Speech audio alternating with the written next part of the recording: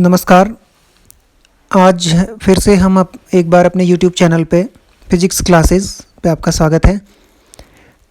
आज टॉपिक है power supply, जिसमें एक पार्ट है फ़िल्टर्स। तो पहले देखते हैं पावर सप्लाई को, एक बार रिव्यू करते हैं ये क्या है और कितना इम्पोर्टेंट है। तो ये है पावर सप्लाई।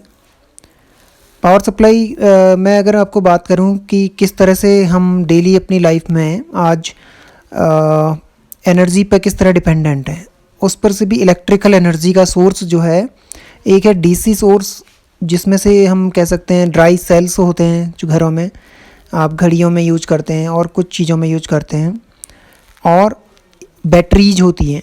ये सब डीसी सोर्सेज हैं जो फिक्स वोल्टेज आपको प्रोवाइड करती हैं और कुछ समय के बाद ख़त्म हो जाते हैं। इनकी एक लाइफ होती है, बट ये कि ये कांस्टेंट वोल्टेज आपको मिलता है और ये स्टोर्ड है, इस एनर्जी स्टोर की गई है। बहुत ज़्यादा वोल्टेज नहीं देते हैं, मैक्सिमम आपको स्टार्ट कर सकते हो 1-2 वोल्ट से लेके 9-10 या 15 वोल्ट, बहुत ज़्यादा वोल्ट अगर है तो इतना दे सकते हैं। दूसरी पावर है जो सबसे ज़्यादा इम्पॉर्टेंट है, वो है एसी पावर या एसी वोल्टेज। तो अब मैं ज़्यादा इसके डिटेल में नहीं जा रहा कि डीसी क्या है, एसी क्या है, you must be familiar. But DC और एसी के जो सोर्सेज हैं उनके टाइप्स पर हम थोड़ा बात कर रहे हैं और किस तरह हमें मिलती है। तो एसी सोर्स आप कहाँ से जनरेट करते हैं? आप पावर स्टेशन से जनरेट करते हैं, ठीक है। जैसे हाइड्रो पावर या कोल से, आप कोल एक अभी तक भी मेन पावर सोर्स है। उसमें भी आप क्या करते हैं, स्टीम जो होता है उसको क्रिएट करते हैं कोल को हीट करके, कोयले से। तो लेकिन जो भी सोर्सेज हैं इन सब में क्या करते हैं, फाइनली आप एक चेंज कराते हैं मैग्नेटिक फ्लक्स को। मैग्नेटिक फ्लक्स चेंज होता है और आपको एक ईएमएफ प्रोवाइड कराता है। सब में एक फैराडे लॉ का ही यूज हो रहा है। तो यहाँ से जब एसी मिलता है, बट वो that AC is not useful for most of the appliances. तो हम एसी को डीसी में कन्वर्ट करते हैं और उसके वही यूजफुल होता है। आपने बहुत सारे अप्लायंसेस में एडाप्टर्स देखे हैं, उसके अंदर पूरी की पूरी पावर सप्लाई होती है। इस पावर सप्लाई के कुछ मेन पार्ट्स हैं जो मैंने यहाँ पे दिखाए हुए हैं। सबसे पहले अगर मैं बात करता हूँ, लेफ्ट हैंड साइड में मैंने एसी लिखा हुआ है, राइट हैंड साइड में डीसी लिखा हुआ है। इसके बीच में क्या पार्ट्स हैं जो कि हमको एसी को डीसी में बदलते हैं या कन्वर्ट कराते हैं। सबसे पहले ट्रांसफार्मर यूज होता है। उस ट्रांसफार्मर का यूज करके आप स्टेप अप या स्टेप डाउन कर लेते हैं वोल्टेज को। फिर रेक्टिफायर का यूज होता है, जिसमें मैंने उसको डिस्कस किया था प्रीवियस लेक्चर में कि हाफ वेव रेक्टिफायर या फुल वेव रेक्टिफायर का यूज कर लेते हैं। डायोड का यूज होता है और वो हमको कुछ हद तक एसी के जो फ्लक्चुएशंस हैं, जो वेरिंग जो वोल्टेज होता है सिग्नल, उसको कम करता है। But still there are ripples, वो रिपल्स को हमें कम करना होता है। और इसके बाद हम फ़िल्टर का यूज करते हैं, वो फ़िल्टर्स और फ़िल्टर कर लेते हैं, उन रिपल्स को भी कम करते हैं और डीसी की तरफ हम ज़्यादा जा रहे हैं। लास्ट में वोल्टेज रेगुलेटर का यूज होता है, जो जेनर डायोड काम करता है, तो हमने वो भी पढ़ा हुआ है। लास्ट में आपको एक स्मूथ डीसी मिलेगा, जो यहाँ पे दिखाया गया है कि एसी को डीसी में कैसे कन्वर्ट किया गया, ठीक है। और डीसी आपको मालूम ही है, ये कांस्टेंट रहता है, ये चेंज नहीं हो रहा। एसी दोनों की अपने अपना इंपॉर्टेंस है, एसी का और डीसी का अपने अपने एप्लीकेशंस हैं। But right now we are going to discuss कि what is the use of filter, how filters work, because we have already discussed rectifier. तो फिल्टर कैसे काम करते हैं ये पढ़ लेते हैं।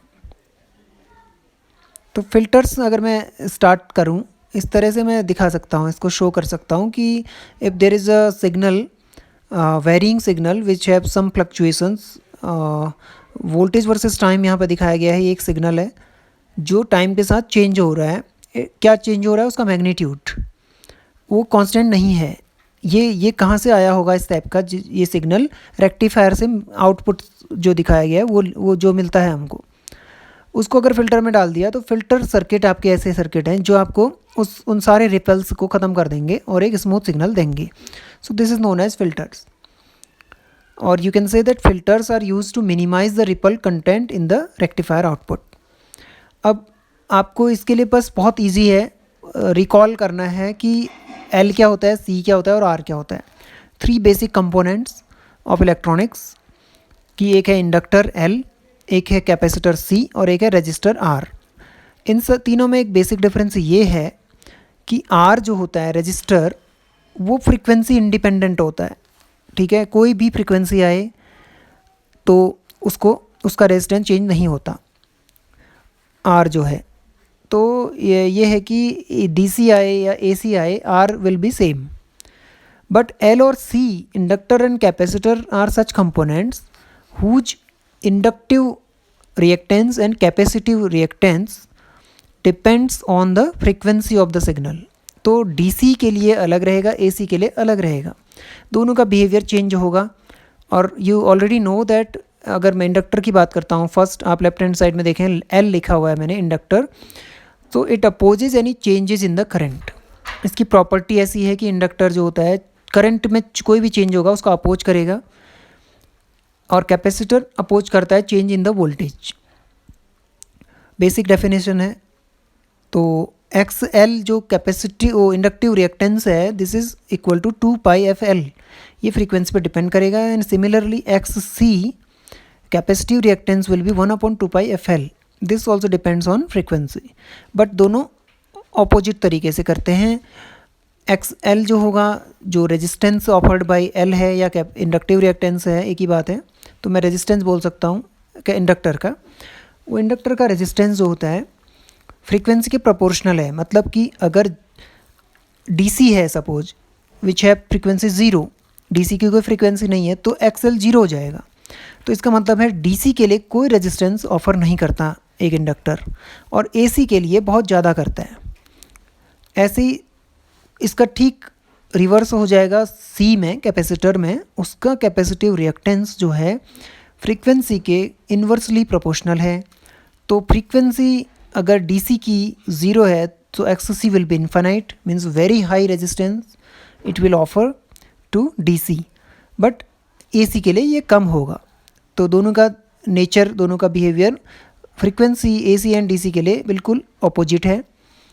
तो हम इनको इस तरह से यूज कर सकते हैं सीरीज़ में और पैरेलल में, so that for getting a desired output. अब देखिए फ़िल्टर हम इसी से बना लेते हैं, L और C का यूज करना है सीरीज और पैरेलल में। अगर आप लेफ्ट हैंड साइड में देखते हैं, ये वाला मैं थोड़ा जूम कर रहा हूँ, इस सर्किट को बॉटम में बिल्कुल, तो मैंने दिखाया हुआ है जो आउटपुट है, लेफ्ट टर्मिनल्स हैं जो इनपुट के, वो इनपुट है रेक्टिफायर का आउटपुट। तो रेक्टिफायर के आउटपुट को इसके इनपुट में ले लिया, दैट वोल्टेज, कुछ वोल्टेज होगा जिसमें कि कुछ रिपल्स हैं। एक सीरीज में अगर L ले लें इंडक्टर को, एक सिंपल L से क्या से बनेगा, फिर C से, और फिर इनके कॉम्बिनेशन को देखेंगे। तो एक सिंपल सीरीज में L ले लें तो इंडक्टर है, इंडक्टर क्या करता है, अभी हमने पढ़ा कि ये DC के लिए बिल्कुल 0 रेजिस्टेंस देगा, तो DC पास हो जाएगा, बट AC को ब्लॉक करता है थोड़ा। तो सीरीज में L होने से क्या होगा, जितने भी रिपल्स होंगे वो ब्लॉक हो जाएंगे, because that is AC part, और DC वाला पास हो जाएगा। सो हमें आउटपुट जो RL एक लोड रजिस्टर होगा उसके अक्रॉस DC मिलेगा, और वही हमें चाहिए। सिमिलरली अब अगर C का यूज करना हो, देन ठीक उल्टा था, इसका अपोजिट नेचर था, ये DC को ब्लॉक करेगा, इसलिए इसको शंट में, मतलब पैरेलल में यूज कर लें। Parallel combination is also known as shunt. तो कैपेसिटर को पैरेलल में यूज कर लेते हैं, तो हम इसको शंट कैपेसिटर भी बोलेंगे। अगर ऐसा कर लें तो एक ही बात है, यहाँ पे अगेन शंट मीन्स AC यहाँ चला जाएगा, लो रिएक्टेंस पाथ है यहाँ पे, तो AC वहाँ चला जाएगा C की तरफ, और हमको मिलेगा RL के थ्रू फिर से DC। ठीक है, क्योंकि DC इसकी तरफ नहीं आएगा कैपेसिटर की तरफ। और हम एक कॉम्बिनेशन यूज कर सकते हैं L और C का, कि अगर सीरीज में L हो और का पैरेलल में कैपेसिटर, हमको और ज़्यादा बेटर आउटपुट मिलता है DC में। तो let us discuss this one by one कि कितने टाइप के हम कैपेसिटर का यूज कर सकते हैं और कैपेसिटर और इंडक्टर का यूज़ कर सकते हैं। ये एक डायग्राम है जिसमें कि हमने 3 टाइप के मेन रहते हैं, एक होता है शंट कैपेसिटर, एक होता है LC और एक CLC। तो शंट कैपेसिटर वाले की अगर वर्किंग देखें तो इसमें चार्जिंग और डिस्चार्जिंग होती है, जो आप पहले से जानते हैं। पॉजिटिव हाफ साइकिल में जो ये लेफ्ट दो ग्राफ दिखाए गए हैं, एक ग्राफ है लेफ्ट में ओरिजिनल मतलब रेक्टिफायर का आउटपुट, तो वोल्टेज वर्सेस टाइम रिपल से हैं। और चार्जिंग डिस्चार्जिंग कैसे होगा कि पॉजिटिव हाफ साइकिल में चार्जिंग हो जाएगी कैपेसिटर की, कैपेसिटर भी चार्ज्ड, नेगेटिव हाफ साइकिल में वो डिस्चार्ज होगा। इस तरह से आपको आउटपुट ऐसा कुछ मिलता है, ठीक है। डिस्चार्जिंग के टाइम पे आपका वो पूरा नीचे तक नहीं जा पाता, तो हम कहेंगे कि रिपल्स कुछ कम हो गए, ठीक है। मैक्सिमम चार्ज हो गया, उसके बाद जब तक वो डिस्चार्ज हुआ तब तक साइकिल कंप्लीट हो गई, तो हमको देख रहे हैं आप कुछ रिपल्स कम हुए हैं। इसी तरह से हम ये सिर्फ शंट से कैपेसिटर था। इसका gamma is ripple factor which is the output of V R M S upon V D C. तो आर एम एस मतलब A C part upon D C part, तो ये हमेशा गामा जो होना चाहिए वो कम होना चाहिए, ठीक है। ये इतना आता है इसका, based on the values of C and R L. L C filter तो combination of L and C, इसमें क्या किया, सीरीज एल और शंट सी। इससे क्या होगा, बेटर मीन्स और ज़्यादा अच्छा मिलेगा आपको, और भी ज़्यादा एसी ब्लॉक हो जाएगी, डीसी आपको ज़्यादा मिलेगी। इसका भी रिपल फैक्टर लिखा हुआ है 1.19 upon L C. So it depends on the values of L and C, जो भी आप वैल्यू लेंगे गामा उस हिसाब से चेंज होगा। Now the most useful, most good, जितना भी अच्छा है, बेस्ट है ये of all the filters, CLC। CLC इसलिए बोलते हैं कि आपका कॉम्बिनेशन ऐसा बना हुआ है, या पाई फिल्टर बोलते हैं इसको, कि इसमें एक दो कैपेसिटर यूज कर रहे हैं। पहला एक कैपेसिटर C1, फिर L एंड C2। तो ये कैपेसिटर्स और इंडक्टर का ऐसा डायग्राम बन रहा है आपका, ऐसा शेप है जैसे पाई बना हो। तो it is also useful for remembering. इसमें क्या केयर कर लिया, अब हमने एक सीरीज में एल तो है ही, बट कैपेसिटर जो है दो लगा दिए शंट में। तो पहले ही C1 का रोल ये रहेगा कि जो भी AC है उस AC को शंट कर ले, जो बचा है उसमें से भी अगर कुछ AC है तो पहले L ब्लॉक करेगा, DC को पास होने देगा, और फिर भी अगर कुछ बचता है तो C2, मतलब ये ज़्यादा से ज़्यादा आप इंश्योर करेगा this circuit to block the AC and to get the output DC output. So gamma इसका भी है 5700 divided by L C1 C2 RL। ये सब फिल्टर का यूज करने के बाद आपको एक बहुत बढ़िया AC से, मतलब रेक्टिफायर का यूज करने के बाद फिल्टर का यूज करने से आपको बहुत स्मूथ DC मिल जाता है। बट लास्ट पार्ट क्या होता है पावर सप्लाई का, regulation, which we already discussed in the previous lecture, कि how zener diode is used for the regulation. आप इसको फाइनल, क्योंकि हम लास्ट पढ़ रहे हैं, इसको समराइज भी करना है तो इसे पढ़ लेते हैं। तो यहाँ पे परसेंटेज रेगुलेशन डिफाइन किया जाता है, and the change in voltage from no load to full load is called voltage regulation. तो this is defined as V maximum minus V minimum divided by V maximum and into 100%। तो इन percent में यह आ गया, और आपको यहाँ पे DC ही है, क्योंकि आउटपुट तो DC ही है आपका, इसलिए आप लिख सकते हैं V minimum और V maximum क्या था। जेनर डायोड का यूज पहले भी पढ़ लिया है कि जेनर डायोड एक रिवर्स बायस डायोड है, PN जंक्शन डायोड है, रिवर्स बायस में यूज करना है। और ब्रेकडाउन मींस एक हाई वोल्टेज यूज आ जाता है, उसको ब्रेकडाउन बोलते हैं। वहाँ पे करंट शार्पली इंक्रीज होती है, बहुत हाई हो जाती है, and there is almost no change in the voltage.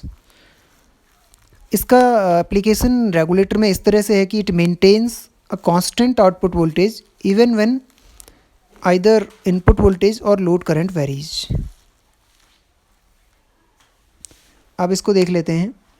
ये इसका सर्किट है, शायद हमने पहले भी डिस्कस किया है, बट एनीवे इसमें है V इनपुट हमने लगाया, एक रेजिस्टर R है, और शंट में जेनर डायोड यूज किया।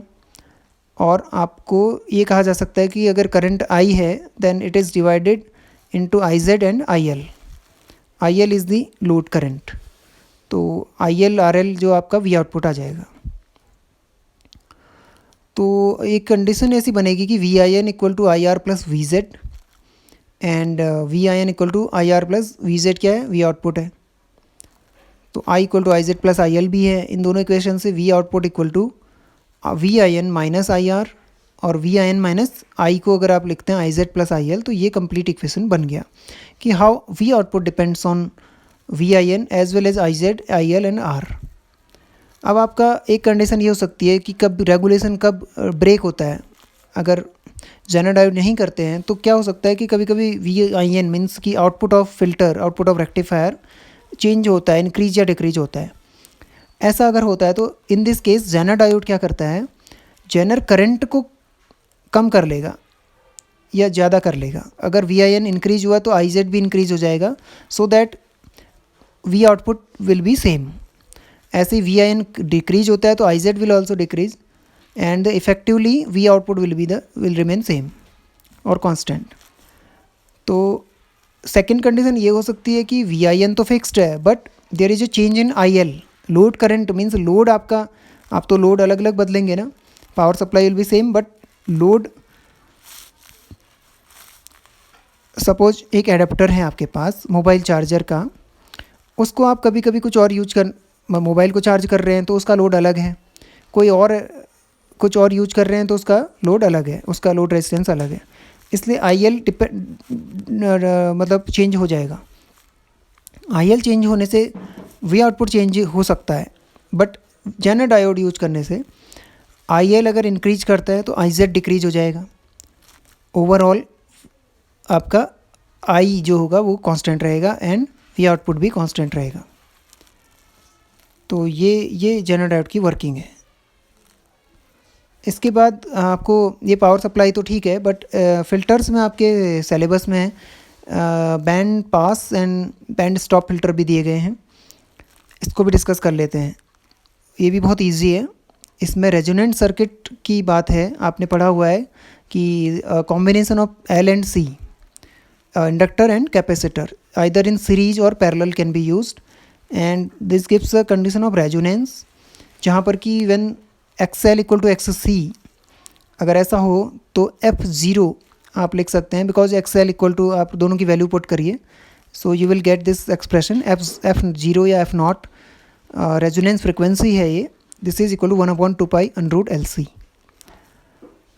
और बैंड पास फिल्टर और बैंड स्टॉप फिल्टर, इनमें क्या है कि बैंड पास फिल्टर में if you have a certain set of frequencies, बहुत सारी फ्रिक्वेंसीज हैं आपके पास, and you want only a band of frequencies to pass and other frequencies to be blocked। अगर आपके पास बहुत सारी फ्रिक्वेंसीज़ हैं और उन फ्रिक्वेंसीज़ में से कुछ ही आप पास कराना चाहते हैं, एक बैंड टाइप का कुछ रेंज में, जिसके लेफ़्ट साइड में भी ना हो, राइट में भी ना हो, पर्टिकुलर एक बैंड हो, वही आपके पास मिले आउटपुट में, आपको बाकियों को रोक देना है।